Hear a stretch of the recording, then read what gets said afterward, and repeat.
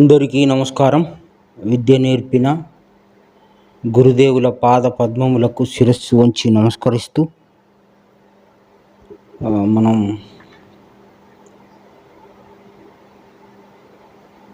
1 కొరింథీ 2వ అధ్యాయము 6వ వచనం చదువుదాం. పరిపూర్ణులైన వారి మధ్య జ్ఞానమును బోధించుచున్నాము, అది ఈ లోక జ్ఞానము కాదు. నిరర్ధకులై పోవుచున్న ఈ లోకాధికారుల జ్ఞానము కాదు, కానీ 2వ అధ్యాయము 7వ వచనం, దేవుని జ్ఞానము మర్మమైనట్టుగా బోధించుచున్నాము. ఈ జ్ఞానము మరుగై ఉండెను.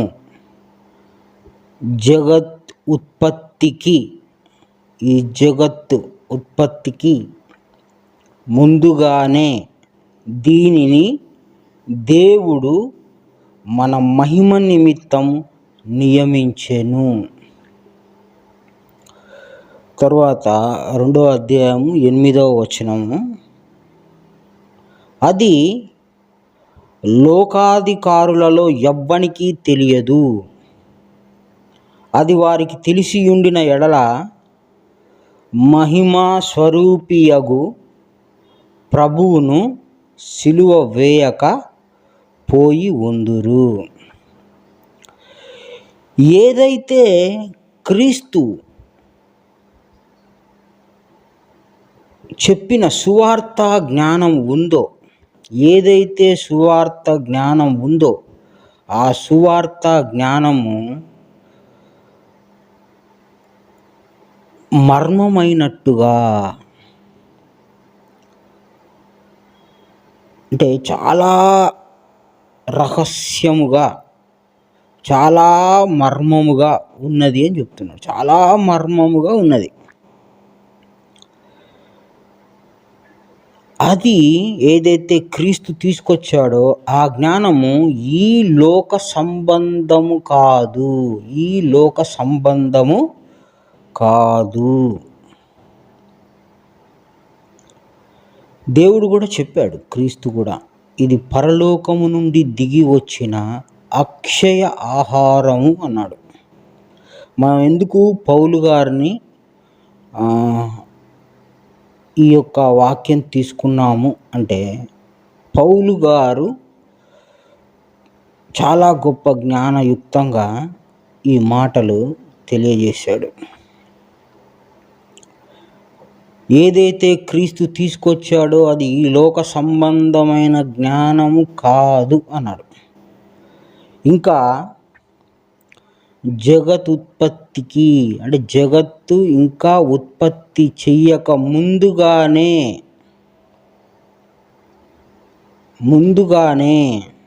దీనిని దేవుడు మన మహిమ నిమిత్తము నియమించెను. ఏంటిది అది? జ్ఞానము.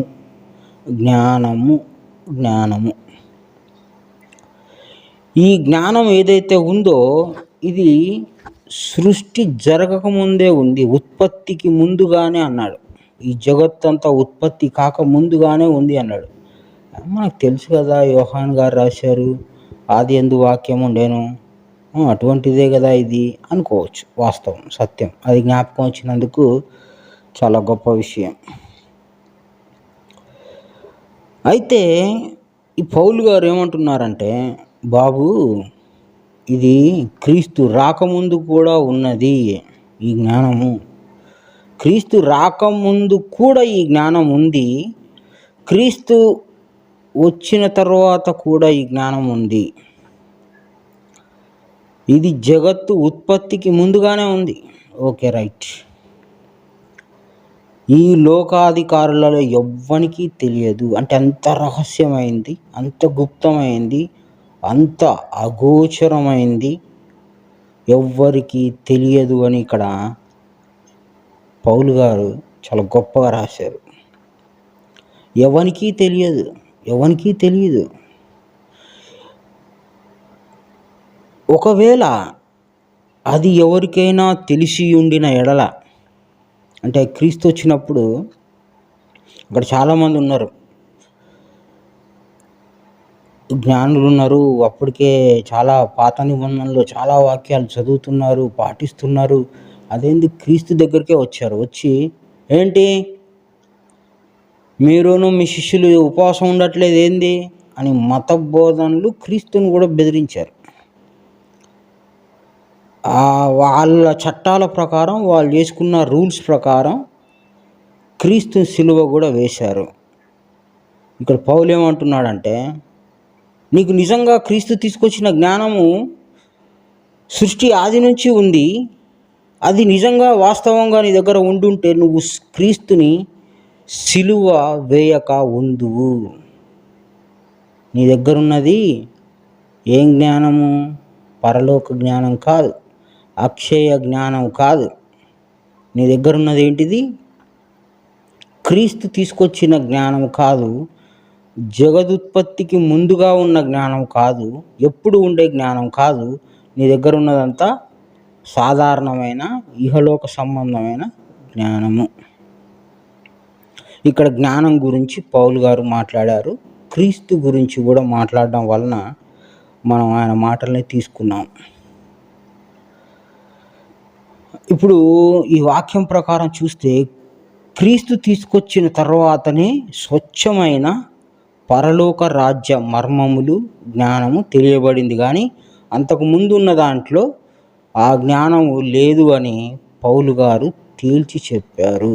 ఒకవేళ అది ఉంటే, ఒకవేళ వాస్తవంగా వాళ్ళు ఉంటే క్రీస్తుని సిలువ వేయక ఉందురు మీరు. ఎందుకంటే క్రీస్తు చెప్పే జ్ఞానం మీకు అర్థమయ్యేది. కానీ మీకు అర్థం కాలేదు కాబట్టి ఆయనను మీరు ఏం చేశారు? మీరు ఇహలోక సంబంధులు కాబట్టి ఇహలోక చట్టాలు చేసుకొని, ఇహలోక దైవ విధానాలు నెలకొల్పుకొని మన వచ్చిన దేవుణ్ణి, గురువుని, భగవంతుణ్ణి సిలువ వేశారు. పౌలు గారు ఏమంటున్నారు? అది ఇహలోక జ్ఞానం కాదు, అది ఈ లోకం జ్ఞానం కాదు అంటున్నాడు. ఈ లోకం జ్ఞానము కాదు. ఈ లోకాధికారులలో ఎవ్వనికి కూడా తెలియదు. మరి తెలుసని ఎవడన్నా వస్తాడేమోనని ఎవరికి తెలియదు అంటున్నాడు. క్రీస్తు కూడా ఇది పరలోకం నుంచి దిగి వచ్చిన అక్షయ ఆహారం అన్నాడు.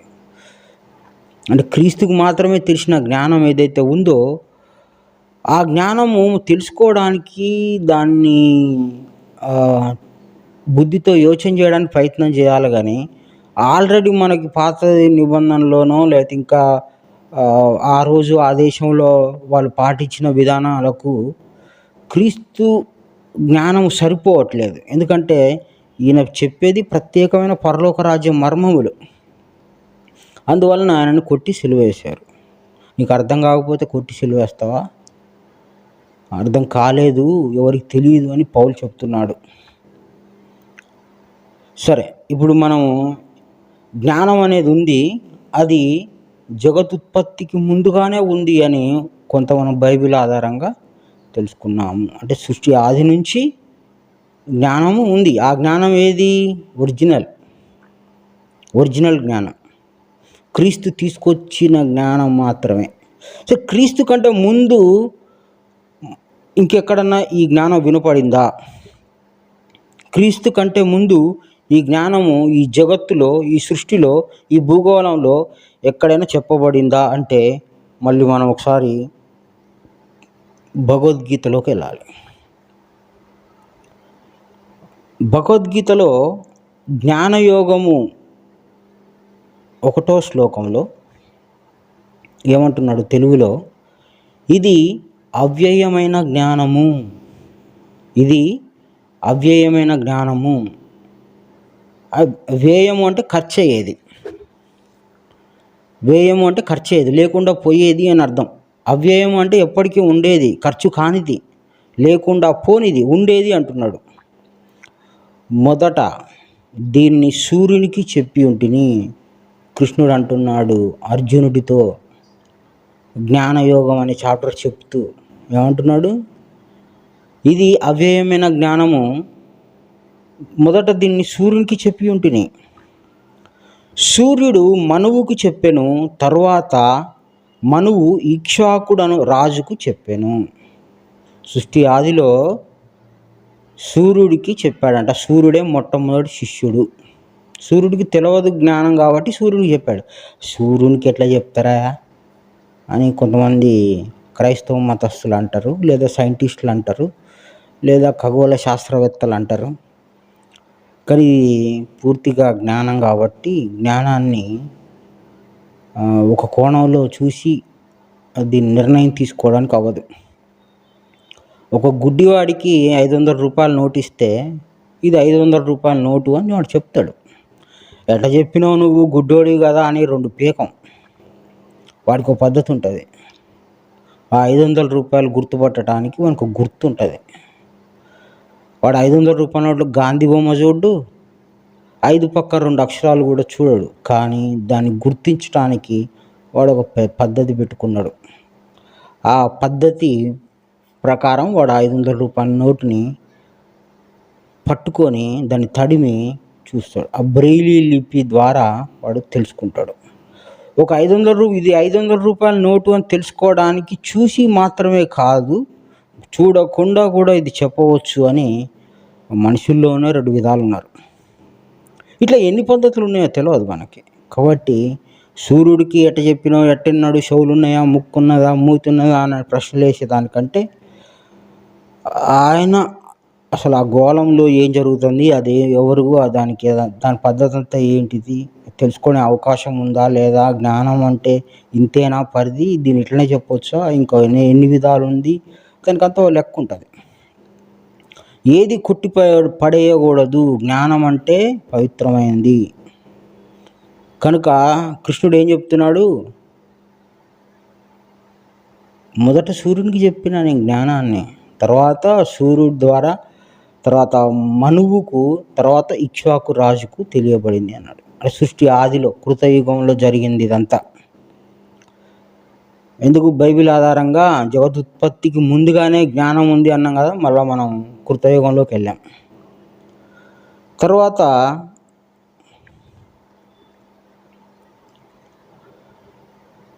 జ్ఞానయోగము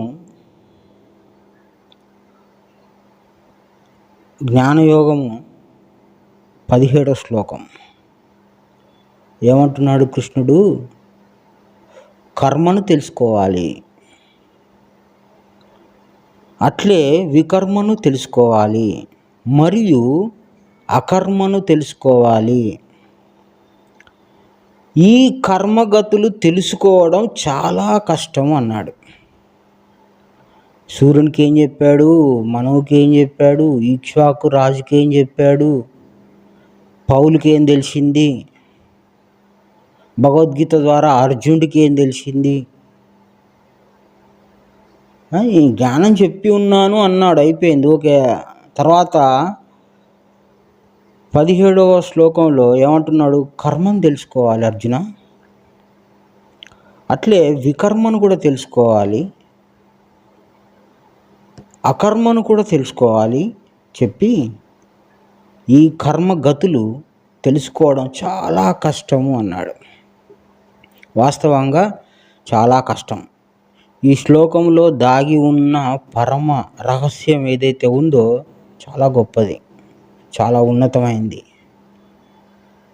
వీటి గురించి ఎవరు మాట్లాడట్లేదు ఈరోజు సనాతన ధర్మం అంటున్నారు. సనాతన ధర్మం అంటే ఏంటిదంటే నానా రకాలుగా చెప్తున్నారు. ఈ శ్లోకం తీసుకొని ఈ శ్లోకం అర్థం చెప్పమనండి.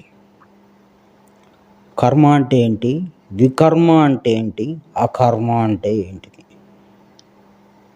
భగవంతుడే స్వయంగా ఈ చాలా కష్టమయ్యా అని రాశాడు. ఎందుకు, మనిషి బుద్ధికి ఇది అందదో మరి అందాలంటే వాడు ఎంత శ్రద్ధ ఉండాలనో, ఎంత శ్రద్ధ ఉంటే ఎప్పటికి అందుద్దో తెలియదు. కనుక చాలా కష్టము అన్నాడు.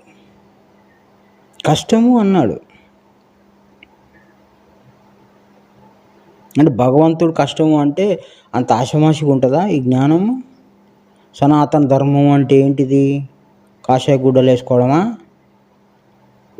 చెప్పండి, ఈ శ్లోకం అర్థం చెప్పండి.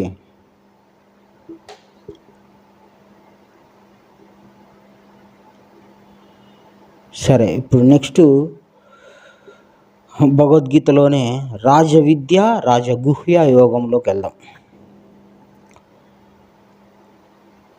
ఈ అధ్యాయంలో 2వ శ్లోకం తెలుగులో, అన్ని విద్యల యందు పెద్దది. నువ్వు ఏ విద్య నేర్చుకున్నా దానికంటే ఇది పెద్దదే. నువ్వు ఏదైనా నేర్చుకో, దానికంటే ఇది చాలా పెద్దది. అట్లే అన్ని రహస్యములందు పెద్దది. అన్ని రహస్యములందు పెద్దది. ఇది ఎప్పటికీ రహస్యమైంది, గుప్తమైంది, అగోచరమైంది, అందనిదే, మర్మమైనదే. ఇది బైబిల్లో కూడా ఉంది, మర్మములు అనే పేరుతోనే. పవిత్రమైన ఉత్తమమైన ప్రత్యక్షముగా జరుగు ధర్మము. పవిత్రమైన ఉత్తమమైన ప్రత్యక్షముగా జరుగు ధర్మము. మంచి సుఖమైనది, నాశనం లేనిది ఏదైతే ఉందో దాన్ని ఏమంటున్నాము?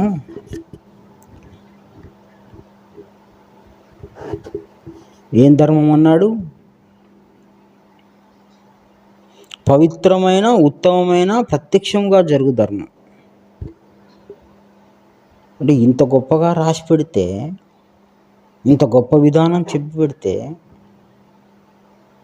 ఇంత పవిత్రమైన జ్ఞానాన్ని చెప్తే భగవద్గీతలో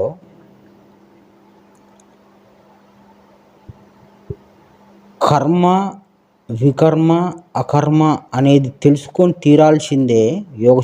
ఎందుకు ఆ ఒక్క శ్లోకం తీసుకున్నాము అంటే, ఏదో జ్ఞానం చెప్పడం టక్కన ఒక మాటతో వెళ్ళిపోవడం కాదు. లోపల సబ్జెక్ట్ ఏముంది అని తెలవాలి మనకు.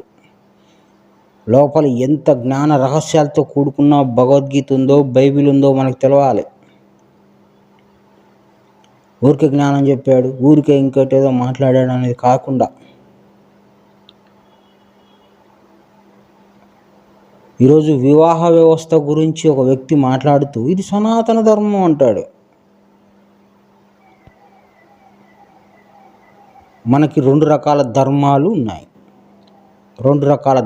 ఉన్నాయి. ఒకటి ప్రకృతి ధర్మము, ఇది అందరికి తెలుసు.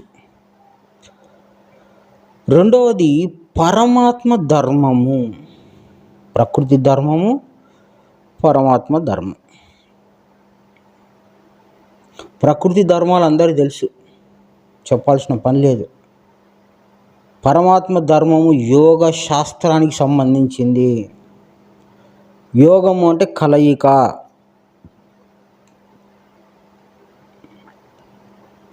భగవద్గీతలో ప్రతి శ్లోకంలో చివరిలో యోగము అంటాడు. యోగం అంటే ఏంటిది?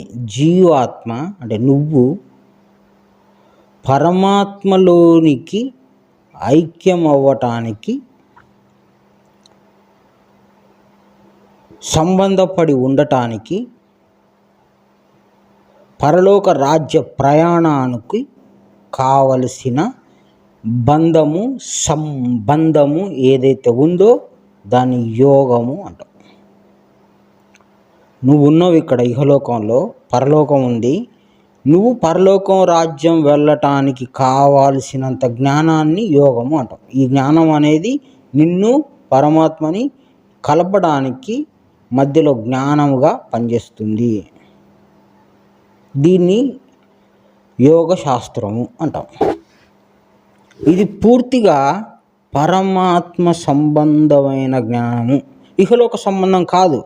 ఎందుకంటే నీ ప్రయాణం పరలోక రాజ్యం నిమిత్తం ఉంటుంది గనక ఇహలోక సంబంధం కాదు. అంటే ప్రకృతి ధర్మం కాదు, ప్రకృతి విధానం కాదు. ప్రకృతి ధర్మము వివాహం. ఓకే, ఒక పెద్ద ఆయన అంటాడు, చాలా పెద్ద ఆయన, యూట్యూబ్లో, సనాతన ధర్మం అంటే వివాహంలో ఒకటే పెళ్లి చేసుకోవాలి, 2 చేసుకోకూడదు అని ఇంకేదేదో చెప్తున్నాడు.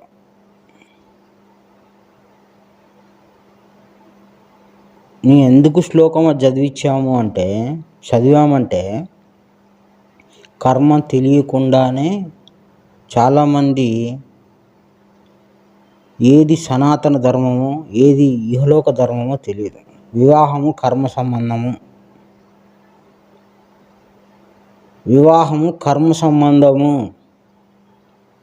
ఇహలోక సంబంధము, ప్రకృతి సంబంధము, ప్రకృతి ధర్మము పట్టుకొని సనాతన ధర్మం ఇది. అది సనాతన ధర్మం అంటే ఏంది అంటే, ఏదైనా ఒక వస్తువు ఉంటే దాన్ని ఆధునీకరిస్తూ ఉంటారు. ఆధునీకరించడం అంటే ఏంటిది? ఉన్నదాన్ని అభివృద్ధి చేసి ఆధునీకరిస్తూ ఉంటారు. ఒకప్పుడు సినిమాలు ఫిలిం రూపంలో వచ్చేది, ఇప్పుడు ప్రొజెక్ట్ రూపంలో వచ్చింది. ఒకప్పుడు డాటా సీడీలో వస్తే ఇప్పుడు పెన్ డ్రైవ్లో వచ్చింది. అంటే ఆధునీకరణ పొందుతూ ఉంది. కానీ ఆధునీకరణ పొందంది ఒకటి ఉంది, ఎప్పటికీ ఒకేలాగా ఉండేది ఉంది. దాన్ని పవిత్రమైన సనాతన ధర్మము అంటాము. ఆ సనాతన ధర్మము బైబిల్లో సువార్త రూపంలో ఉంది. పౌలు గారు చెప్తున్నారు, క్రీస్తు కూడా చెప్పాడు. భగవద్గీత కూడా చదివింది. అందుకే ఎందుకు సనాతన ధర్మం సృష్టి ఆది నుంచి ఉందయ్యా, ఇది ఇప్పుడేదో వచ్చింది కాదు. కానీ ఇది నీకేం ఉపయోగం? ఈ లోకంలో నువ్వు మాట్లాడుతున్నావు సనాతన ధర్మం అని, నీకేం ఉపయోగం? నీకేం తెలుసు అని నువ్వు సనాతన ధర్మం అంటావు?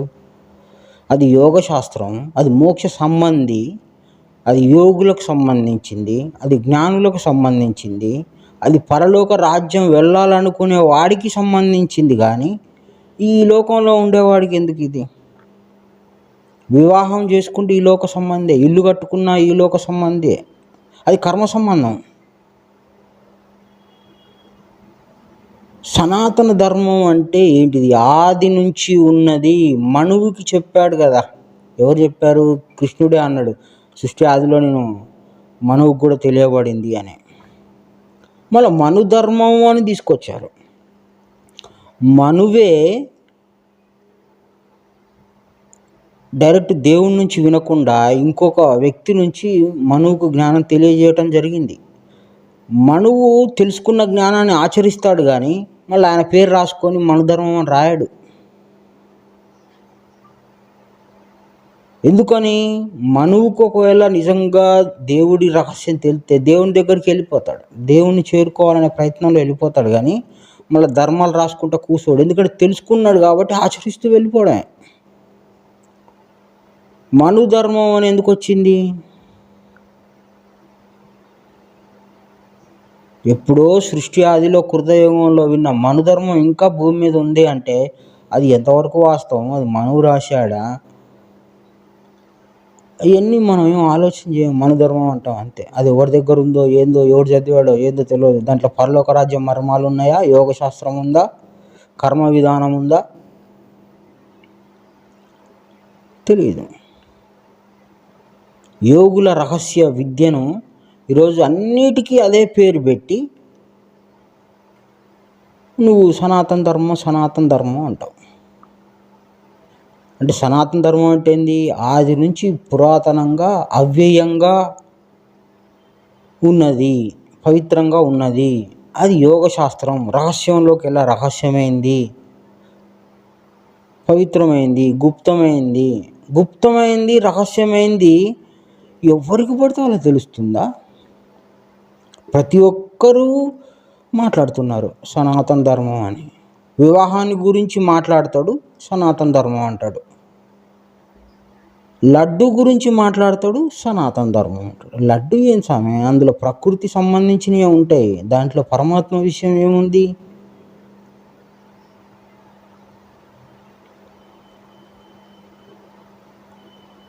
సనాతన ధర్మం అంటే వేదాలు అంటారు కొంతమంది. సనాతన ధర్మం వేదాల్లో ఏముంటుంది? గుణాల విషయాలు ఉన్నాయి. దేవుడి గుణాలు ఉంటాయా? మనుషులకు గుణాలు ఉంటాయి, కానీ దేవునికి గుణాలు ఉంటాయా? అది గుణరహితమైన జ్ఞానం అని భగవద్గీతలోనే చెప్పాడు. యోగ శాస్త్రం అంటే జీవుడు మోక్షాన్ని చేరుకునే మార్గ రహస్యాన్ని యోగశాస్త్రం అంటున్నాం, సనాతన ధర్మం అంటున్నాం. ఈ యొక్క జ్ఞాన విషయాల్ని ఈరోజు ప్రతి ఒక్కరూ సనాతన ధర్మం. సువార్తలో ఉన్నది ఏదైతే క్రీస్తు తీసుకొచ్చాడో అది సనాతన ధర్మం, ఆధునాతన ధర్మం కాదు, ఆధునిక ధర్మం కాదు. అది ఎప్పటి నుంచో ఉన్న పరమ పవిత్రమైన రహస్య జ్ఞానము. అది క్రీస్తు కూడా రహస్యమైంది, ఇది మర్మమైంది, అగోచరమైంది, గుప్తమైంది. ఆయన కూడా ఎన్నోసార్లు సువార్తలో చెప్పాడు. కృష్ణుడు కూడా అదే చెప్తున్నాడు.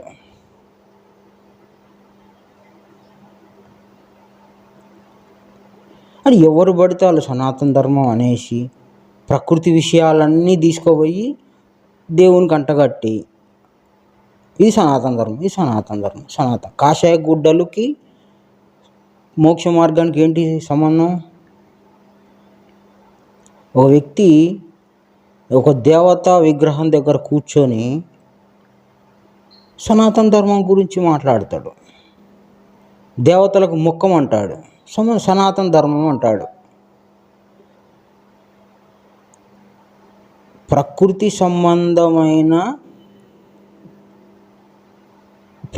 సంబంధమైనది స్త్రీని పూజించటం అనేది భగవద్గీతలో ఎక్కడ చెప్పలేదు. పురుషోత్తమ ప్రాప్తి యోగం అనే చాప్టర్ చదివితే పురుషోత్తమ ప్రాప్తి యోగము అంటే ఒక అధ్యాయమే దానికి ఆ పేరు పెట్టాడు. ఏమని? పురుషోత్తముని ఎట్లా చేరుకోవాలో, ప్రాప్తి అంటే పొందుట, ఆయన ఎట్లా పొందుకోవాలనో దానికి సంబంధించిన జ్ఞానం. ఒక చాప్టర్ పేరే పురుషోత్తమ ప్రాప్తి యోగం అని పెడితే దేవతలను ఆరాధించుతూ సనాతన ధర్మం అంటాం. దేవతలను ఆరాధిస్తే సనాతన ధర్మం అవుతుందా? పరమాత్మ ధర్మం అవుతుందా? ప్రకృతి ధర్మం అవుతుందా? ప్రకృతిని పూజిస్తే ప్రకృతి అందే ఉంటావు అని భగవద్గీతలో చెప్పలేదా? యాంత్రి దేవావతం అంటే దేవతల్ని పూజించేవాడు దేవతలు ఎందే చేరుతాడు అని రాయలేదా? చదువుకోలేదా?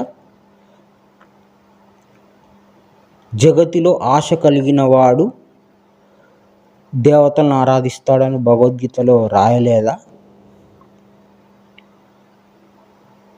మరి సనాతన ధర్మము వాస్తవంగా చెప్పాల్సి వస్తే భగవద్గీతలో కర్మయోగము, బ్రహ్మయోగము ఉన్నాయి. అట్లే భక్తి యోగం కూడా ఉంది. ఈ బ్రహ్మయోగము, కర్మయోగం యొక్క రహస్యం ఏదైతే ఉందో అది పరమ గుప్త రహస్యము. ఆ పరమగుప్త రహస్యాన్ని ఇప్పుడు ఇందాక మనం చదువుకున్న శ్లోకంలో చెప్పాడు. కర్మ తెలియాలి, వికర్మ తెలియాలి, అకర్మ తెలియాలి. అందులో యోగ శాస్త్రం ఇమిడి ఉంది, యోగ విధానం ఇమిడి ఉంది, యోగ పద్ధతి ఇమిడి ఉంది, కర్మ బ్రహ్మ యోగములు ఇమిడి ఉన్నాయి. అది చాలా పెద్ద శ్లోకం, చాలా బలమైన శ్లోకం. అది ఎందుకు దాన్ని మనం ముందు పెట్టుకోవాల్సి వచ్చింది అని అంటే అది చెప్పి దాంట్లో ఉన్న యోగ రహస్యాన్ని వివరించి చెప్తే అది సనాతన ధర్మం అవుతుంది. వాడిని ఎవడైతే ఆ బ్రహ్మయోగం, కర్మయోగం అనే విధానాన్ని తెలుసుకుంటాడో సనాతన ధర్మంలో ఉంటాడు. లేదంటే ప్రకృతి ధర్మంలో ఉంటాడు. ప్రకృతి ధర్మంలో ఉంటే ఏం జరుగుతుంది? ప్రకృతిలోనే ఉంటావు, ఇంకెక్కడికి పోవు. దేవుణ్ణి చేరటం అనేది దుస్సాధ్యము. ఒక యోగ శాస్త్రాన్ని, ఒక రహస్య విద్యను, ఒక పవిత్రమైన విద్యను ప్రతి ఒక్కరు కూడా ఏదో ఒకటి మాట్లాడి ఇది సనాతన ధర్మం, ఇది సనాతన ధర్మం, ఇది సనాతన ధర్మం. ధర్మము అంటే ఏంటి? జ్ఞానము అంటే ఏంటిది? తెలుసుకున్న దాన్ని జ్ఞానము అంటాం. ఆచరిస్తే ధర్మం అవుతుంది. ఎక్కడ ఏ ధర్మమైనా సరే అది గుప్తంగా రహస్యంగా ఉంటుంది. ఎక్కడ ఏ ధర్మమైనా అది రహస్యంగా గుప్తంగా ఉంటుంది. ధర్మాచరణ ఎవ్వరికీ తెలియదు. ధర్మాచరణ ఎవ్వరికీ తెలియదు. ఎవరికి తెలియకుండా జరుగుతూ ఉంటే దాన్ని ధర్మాచరణ అంటారు. ఇప్పుడు మేము ఒక ఛానల్ పెట్టుకొని దేవుడి విషయాన్ని ఇట్లా చెప్తూ ఉంటే దీన్ని జ్ఞానము అంటాం. జ్ఞానాన్ని బోధించటం అంటాం. కానీ జ్ఞానం బోధించటం, ఆచరించటం రెండు ఒకటి కాదు. జ్ఞానం చెప్పినంత మాత్రాన ఆచరించకపోతే ధర్మంలో లేనట్లే. కనుక ధర్మంలో ఉండాలి అంటే ఆచరించినప్పుడు ధర్మంలో ఉన్నట్లు. కాబట్టి ధర్మాచరణ చేసేవాళ్ళు దేవునితో కూడుకొని ఉంటారా? సనాతన ధర్మం అని చెప్పడానికి ఉండదు, అవ్వదు. జ్ఞానం చెప్పవచ్చు. ఇప్పుడు కర్మ అంటే ఏంది, వికర్మ అంటే ఏంది, అకర్మ అంటే ఏంది చెప్పండి. చెప్పి జ్ఞానం చెప్పండి నలుగురికి. జ్ఞానం చెబుతూ ఉంటే ఆ జ్ఞానం వాళ్ళు అర్థం చేసుకొని వాళ్ళకి మోక్ష చింత ఏర్పడ్డప్పుడు, మోక్షకాంక్ష ఏర్పడ్డప్పుడు, దేవుడు అంటే ఎంత గొప్పవాడో తెలిసినప్పుడు, దేవుని విధానం ఎంత బలమైందో తెలిసినప్పుడు, జీవాత్మ అంటే ఎంత గొప్పవాడో తెలిసినప్పుడు, ఆత్మ అంటే ఏంటిదో తెలిసినప్పుడు, ప్రకృతి అంటే ఏందో తెలిసినప్పుడు, సాంఖ్య వివరం తెలిసినప్పుడు, సాకార నిరాకార విధానం తెలిసినప్పుడు అప్పుడు నువ్వు ఆచరించుకో. అప్పుడు గొప్పదని చెప్పు, జ్ఞానం చెప్పు, జ్ఞానం ప్రకారం చెప్పు గొప్పదని. ఆచరణ అనేది ఎవడికి వాడికి సంబంధించింది, అది చెప్పడానికి కుదరదు. ధర్మము అంటే ఆచరించుట అని అర్థం.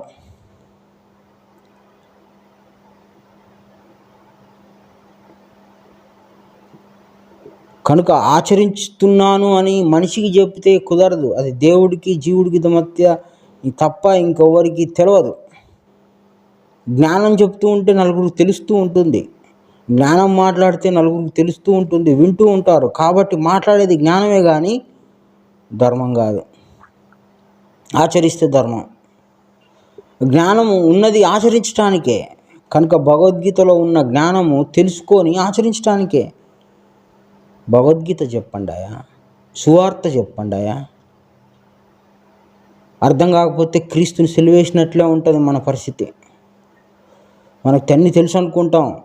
సనాతన ధర్మం అంటే వివాహం గురించి మాట్లాడుతున్నాడు ఒక వ్యక్తి, కట్టుబొట్టు గురించి మాట్లాడుతున్నాడు ఒక వ్యక్తి. సనాతన ధర్మం అంటే ఒక భారతదేశంలోనే ఉందా? మొత్తం భూమండలానికి సంబంధించి ప్రతి జీవుడికి సంబంధించిన జ్ఞానం ఏదైతే ఉందో అది ప్రత్యక్షంగా జరుగుతూ ఉండాలి. అది ఇప్పుడుంది, సెకండ్ తర్వాత ఉంది, ఇంకో సెకండ్ తర్వాత ఉంది, ఇంతకుముందు ఉంది, ఇప్పుడు ఉంది, రేపు ఉంటుంది, ఎల్లుండి ఉంటుంది. ప్రత్యక్షంగా జరుగుతున్న ధర్మం అది. సనాతన ధర్మం అంటే ఏంది? దేవుని ధర్మం అంటే ఏంది? ఒక సెకండ్ కూడా లేకుండా ఉండదు, అది జరుగుతూ ఉంటుంది, అది కనపడుతూ ఉంటుంది, తెలియబడుతూ ఉంటుంది. కానీ నీ బుద్ధికి అందదు. నీ బుద్ధికి అందకపోతే అది ఎప్పుడు మర్మమైందే, రహస్యమైందే. నీ బుద్ధికి తెలియనంత వరకు అది రహస్యమైందే. అందుకే అంటాడు పరమ పవిత్రం, పరమ రహస్యం, పరమ గోప్యం, విద్యల్లోకి వెళ్ళ పెద్దది, రహస్యంలోకి వెళ్ళ పెద్దది. ఎందుకంటే నీకు తెలియదు కాబట్టి. నీకు అంత ఆషమాషిగా దేవుడు తెలియాలనుకుంటాడు. నీకు అంత ఆషమాషిగా ఆయన కనపడాలనుకుంటాడా? ఆయన గురించి నువ్వు తెలుసుకోవాలంటే, నీ బుద్ధితో యోచన చేయాలంటే మన బుద్ధి సరిపోతుందా? దానికి ఏమేం చేయాలి, ఎట్లుండాలి అని మరి భగవద్గీతలో సాంఖ్య యోగంలో మొదలుపెట్టి మోక్ష సన్యాస యోగం దాకా చదివితే, అది అర్థమైతే, నువ్వు ఆచరిస్తే, నీ అనుభవంలోకి వస్తే అప్పుడు నేను సనాతన ధర్మంలో ఉన్నాను అని చెప్పవచ్చు. సువార్త కూడా సంపూర్ణంగా అర్థం చేసుకొని, సంపూర్ణమైన సువార్త జ్ఞానం తెలుసుకొని, సువార్తల్లో కూడా ఇదే ఉండదు మరి. ఏది? కర్మ, వికర్మ, అకర్మ. అంటే పేర్లు వేరు, అక్కడ ఇంకొక రకంగా పాపము అని రాశారు. తెలుసుకోవాలి. పౌలుకి తెలిసింది, పౌలు గారికి తెలిసింది కాబట్టి రాశాడు. మీకు నిజంగా వాస్తవంగా ఆ జ్ఞానం తెలిసి ఉంటే క్రీస్తుని సిలువేసేవాళ్ళు కాదు, ప్రభువుని సిలువేసేవాళ్ళు కాదు అంటున్నాడు, గద్దిస్తున్నాడు. ఈ జ్ఞానం ఇప్పుడు వచ్చింది అనుకుంటున్నారు, కాదు, ఇంతకుముందు ఉంది, జగదుత్పత్తికి ముందే ఉంది. యోహాన్ గారు కూడా అంటున్నారు, ఏమని? ఆది అందే వాక్యం ఉందే, జ్ఞానం ఉందే. ఇప్పుడు ఏంది? ఆది అందు ఉంది జ్ఞానం. కృష్ణుడు కూడా చెప్పాడు, నేను ఆదిలోనే చెప్పిన, సృష్టి ఆదిలోనే చెప్పిన జ్ఞానాన్ని అంటున్నాడు. సృష్టి ఆదిలో ఉన్న జ్ఞానం ఏదైతే ఉందో అది భారతదేశానికే సొంతమా? అది ఇప్పుడు జరుగుతూ ఉండాలి, ఎప్పటికీ ఉండాలి. ప్రకృతి ధర్మాలు మారుతాయి, ప్రకృతి ధర్మాలు మారుతూ ఉంటాయి.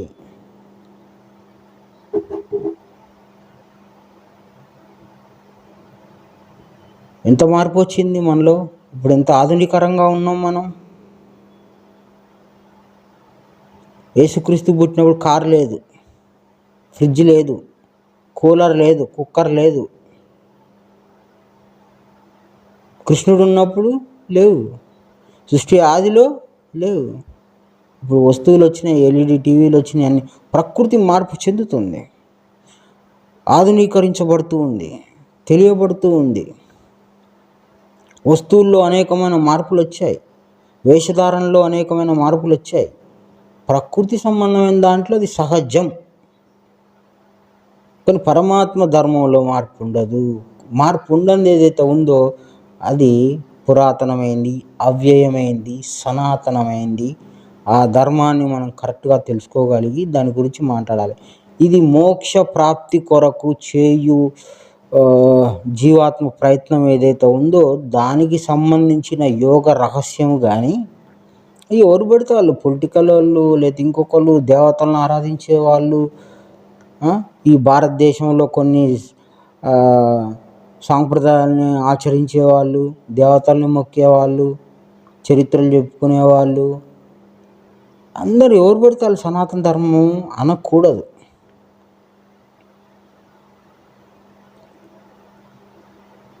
గొప్పది అంటే గొప్పదే, రహస్యమైందంటే రహస్యమైందే.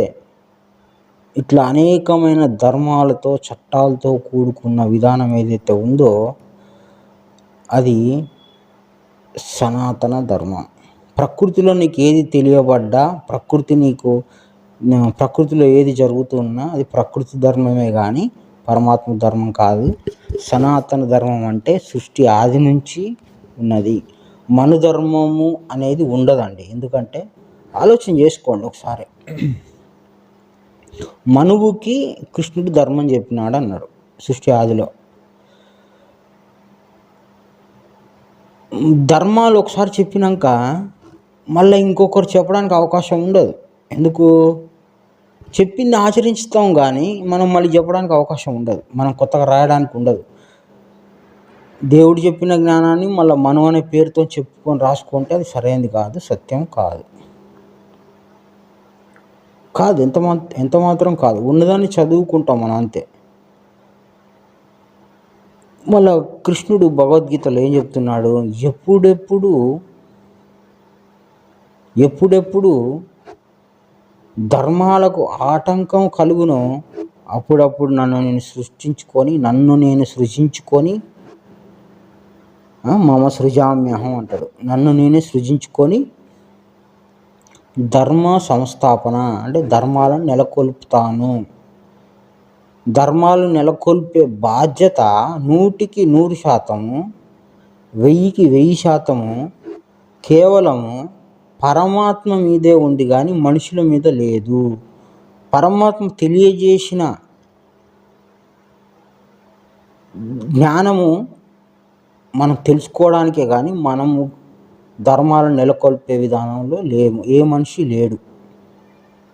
కాబట్టి ఈ విషయ జ్ఞానం బాగా పట్టితే తెలిస్తే మనుషులు రాసినవి అన్ని పక్కన పెట్టేసి శ్రీకృష్ణుడు చెప్పిన భగవద్గీతను పట్టుకుంటారు. ఎందుకు? ధర్మాలు దేవుడు తప్ప మనుషులు చెప్పరు. ఎందుకంటే అది ఆ విధానం భగవద్గీతలో చెప్పాడు. అదేవిధంగా పరలోకం నుండి దిగి వచ్చిన అక్షయ ఆహారం అని క్రీస్తు చెప్పాడు. క్రీస్తుకి కృష్ణుడికి 3000 సంవత్సరాల డిఫరెన్స్ ఉంది. అయినా సరే బైబిల్లో ఉన్నదే భగవద్గీతలో ఉంది, భగవద్గీతలో ఉన్నదే బైబిల్లో కూడా ఉంది. సనాతన ధర్మం ఎక్కడుంది అని అంటే బల్లగుద్ది చెప్పవచ్చు, సువార్తలలో ఉంది, భగవద్గీతలో ఉంది. ఇంకా నీకు ఓపిక ఉంటే ఖురాన్లో కూడా ఉంది. నీకు చదవటం ఓపిక ఉంటే ఖురాన్లో కూడా ఉంది. కాబట్టి ఎవరు పడితే సనాతన ధర్మం అనకూడదండి, తప్పు. యోగశాస్త్ర విద్య కేవలము మోక్షప్రాప్తి పొందుట కొరకు ఎవరైతే ప్రయత్నం చేయాలనుకుంటున్నారో వాళ్ళకు కావలసిన జ్ఞాన సముపార్జన భగవద్గీతలోను క్రీస్తు చెప్పిన సువార్తలోనూ ఉంటుంది. కనుక రహస్యమైంది రహస్యంగానే మాట్లాడండి, గుప్తంగా మాట్లాడండి. ఏదో ఒకటి తీసుకొచ్చి దేవుడి విధానం అనొద్దండి. ఏదైనా సరే నా దేవుడి విషయంలో కొట్టుకుంటున్నారు ఈరోజు హిందువులు, క్రైస్తవులు, ముస్లింలు ఏర్పడ్డారు. 3 మతాలు మనకు తెలియబడుతున్నాయి. ఇంకా ఉన్నాయి కానీ 3 తెలియబడుతున్నాయి. జ్ఞానానికి విభజన ఉందా? జ్ఞానమునకు, పరమాత్మ జ్ఞానమునకు విభజన ఉందా? అట్లా విభజించే జ్ఞానము పరమాత్మ చెప్తాడా? సృష్టి ఆదిలో చెప్పానిది ఇప్పుడు నీకు చెప్తున్నాను అని ద్వాపర యుగంలో కృష్ణుడు చెప్తున్నాడు. పరలోకం నుంచి దిగి వచ్చిన అక్షయ ఆహారం అని క్రీస్తు చెప్తున్నాడు. పరలోకాన్ని చేర్చేటువంటిది ఈ జ్ఞానం. నేను మతాలని పేర్లు పెట్టుకొని ఇక్కడ కొట్టుకునేదా? అట్లా చెప్తాడా? నేను గుంపు అనేటువంటి విధానం ఏర్పరచుకోమని దేవుడు ఎక్కడని చెప్తాడా? ఎందుకు ఇన్ని గుంపులు తయారైనాయి? ఎందుకు ఇంత మత్సరం తయారైంది? ఎందుకు విమర్శించుకుంటున్నారు? ఎందుకు కొట్టుకుంటున్నారు?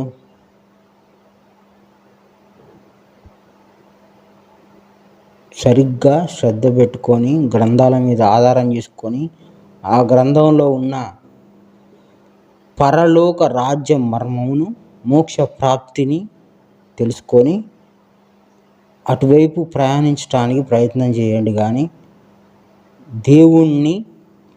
దేవుడి విధానాన్ని మీ లాభాల కొరకు, మీ ఇష్టాల కొరకు, మీ గుంపు కొరకు దేవుని పేరును కానీ దేవుని గ్రంథాన్ని కానీ ఉపయోగిస్తే, వాడుకుంటే నీ ప్రయోజనానికి ఉపయోగించుకుంటే,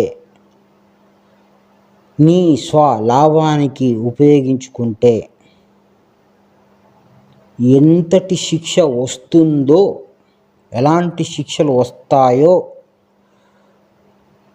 భగవద్గీతలోనూ సువార్త జ్ఞానంలోనూ చెప్పి ఉన్నాడు. ఆ భయం ఉంటే, ఆ భయం తెలిస్తే, ఆ భయానికి సంబంధించిన జ్ఞానం నీ దగ్గర ఉంటే వాస్తవంగా ఏ ఒక్కరు మతంలో ఉండటానికి అవకాశమే లేదు. తెలవకపోవటం వలన, ప్రమాదం గుర్తించకపోవడం వలన, ఏం చేస్తున్నాము అనేటువంటి జ్ఞానం తెలియకపోవటం వలన ఈరోజు ఏదైనా చెప్పి దేవుడి జ్ఞానం అంటారు, ఏదైనా చెప్పి దేవుడి విధానం అంటారు, ఏదైనా చెప్పి ఇదే దేవుడు చెప్పింది, దేవుడు తీసుకొచ్చింది, దేవుని మార్గం అంటారు. దాని కింద ప్రమాదం పొంచి ఉంది. జాగ్రత్త, జాగ్రత్త, జాగ్రత్త. అరిసి చెప్పేది జ్ఞానం కాదు, గద్దించి చెప్పేది కాదు. నీకు ఇష్టమైతేనే నీకు అందులో నువ్వు ఊహించనంత ప్రతిఫలం ఉంటుంది అని దేవుడు చెప్పాడు కనుక దేవుడి విధానంలో ఏముంది అని తెలుసుకోవడానికి ప్రయత్నం చేయండి. కానీ నాకు ఇది కావాలి అని దేవుని దగ్గరికి రావద్దండి. అసలు దేవుడి విధానం అంటే ఏందో అని తెలుసుకోవడానికి మాత్రమే రండి. నాకు ఇది కావాలి అని ఇంకొకటి నీ కోరికలతో వెళ్తే స్వచ్ఛమైన దేవుడి జ్ఞానాన్ని కూడా నీ కోరికల సంబంధమైన విధానంలో నువ్వు అర్థం చేసుకుంటావు. నువ్వు దానికి ఆ విధంగా నువ్వు మరల్చుకుంటావు. కనుక దేవుడి జ్ఞానం అంటే ఏంటిది, ఎట్లా ఉంది, అది ఎట్లా ఉందో అట్లనే నాకు తెలియాలి అనే స్వచ్ఛమైన శ్రద్ధ కలిగి ఉంటే తప్పకుండా సనాతన ధర్మం ఏదో, ఆది నుంచి వచ్చిన అవ్యయమైన జ్ఞానం ఏదో, పవిత్రమైన పరిశుద్ధమైన జ్ఞానం ఏదో, జగదుత్పత్తికి ముందుగా చెప్పిన జ్ఞానం ఏదో, సృష్టి ఆదిలో చెప్పిన జ్ఞానం ఏదో, కేవలం పరమశ్రద్ధ కలిగి ఉంటే, ఉత్తమ శ్రద్ధ కలిగి ఉంటే తప్పకుండా అది తెలియబడుతుంది. అందరూ శ్రద్ధ కలిగి గ్రంథాల ఎడల అసలు దేవుడు ఏం చెప్పాడో అది యథార్థంగా స్వచ్ఛందంగా తెలుసుకుందామనే హృదయం కలిగి గ్రంథాల దగ్గరికి వచ్చి చదువుకోండి. అప్పుడు దేవుని జ్ఞానం సంపూర్ణంగా పరిపూర్ణంగా అర్థమైన తర్వాత ఇది నిజమైన సనాతన ధర్మం అని చెప్పవచ్చు. అందరికీ నమస్కారం. గురు సమర్పణం.